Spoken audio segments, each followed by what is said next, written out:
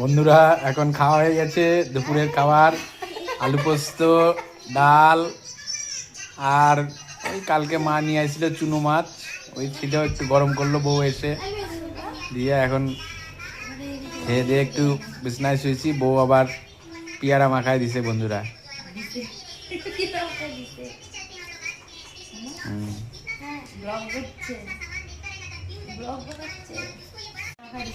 পেয়ারাটা দেখেছে না, ওটা জিভে জল আসার মতন পেয়ারা।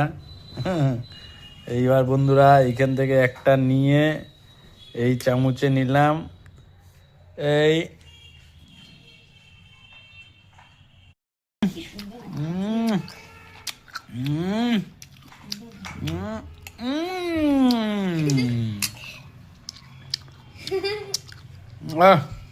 মনটা জুড়াই গেল।